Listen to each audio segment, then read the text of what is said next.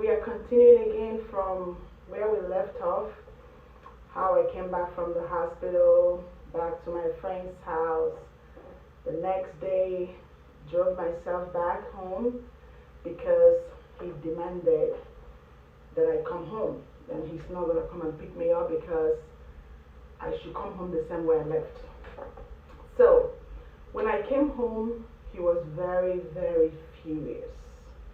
He was yelling, he was threatening, he was, oh my gosh, I cannot even begin to explain the horrifying noise that came out from his mouth, and I was very, very scared. Now remember, this guy was 22 years older than I am, and I was 2 months pregnant and already had 3 pregnancies.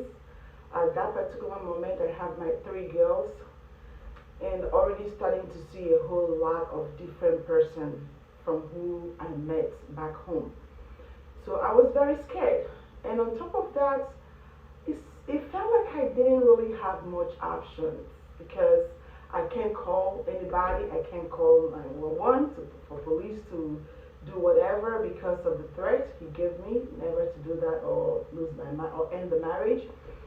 So I was just shaking and apologizing that I'm sorry, I was not feeling well, that was why I left. And he narrated a lot of rules and tried to tell me that moving forward, if I broke any of those rules, that I'm going to regret it.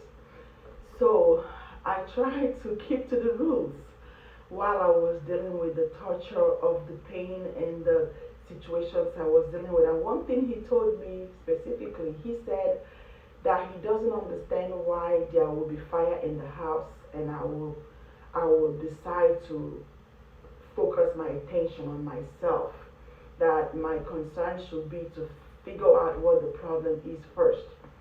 But I tried to figure out, and I asked him, what exactly have I done to you that is causing you to treat me this way? I'm like, I was very curious.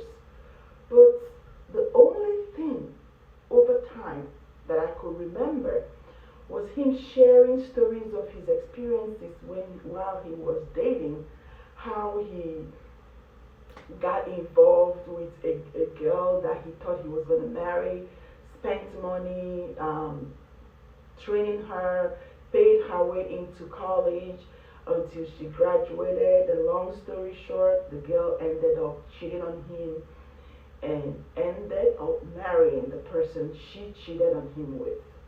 And that changed his world. So it felt like I became a victim of that circumstances. So he was bent on retaliating on another woman that falls for him, either by means of being a girlfriend or by means of being a wife.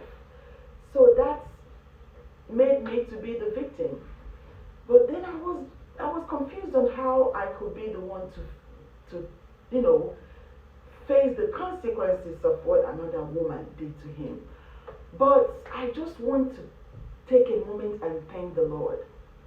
Because you know what? It pays to serve God. There's a songwriter that said, it is a great thing to serve Jesus, walking in the light of God. My relationship with God is the most wonderful thing that has ever happened to me.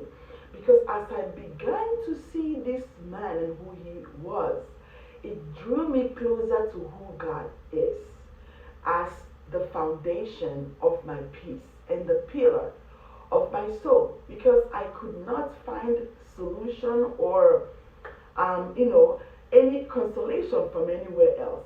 He stopped me from going to church. He told me that there's no point going to church when he's dealing with all the things he's dealing with in the house. I should focus on making sure that things are going well in the house, first of all, before talking about going to church. Mind you, this is the same person that was frequently coming to church. If you remember my first video in this phase of my marital experiences, I talked about how he frequently comes to church, like literally every Sunday, even fellowship. he was participating with everything as if he is sold to Christ.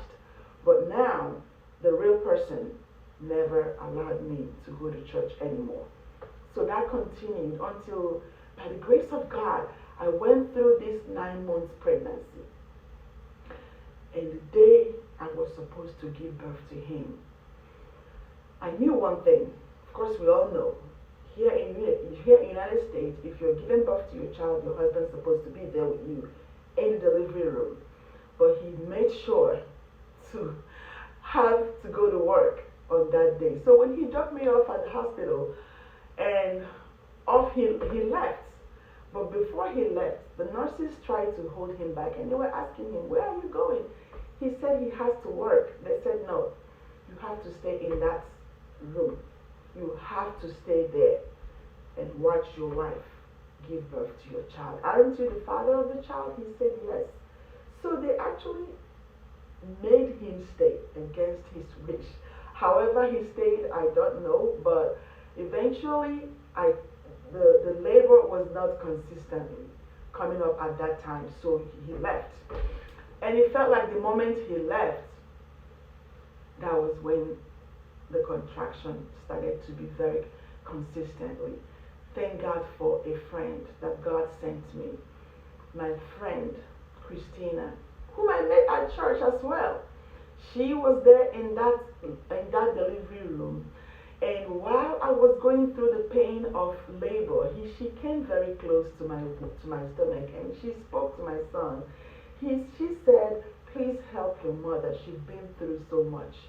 Please help her and just come out peacefully so she can have some rest and have some break from all the pain."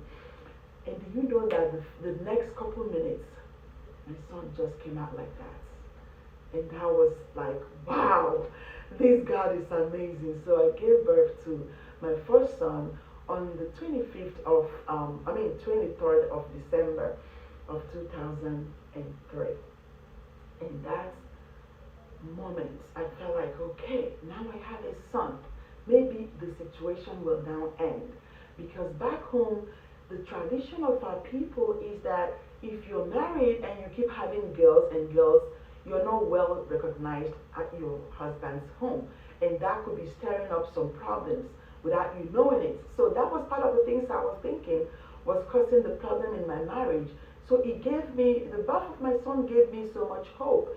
And, gave me hope and belief that now things will normalize in my marriage. But was that actually the case? Was everything over? Did I start experiencing peaceful marriage? That will be answered in my next video. So see you on my next video. Have a wonderful day. Bye now.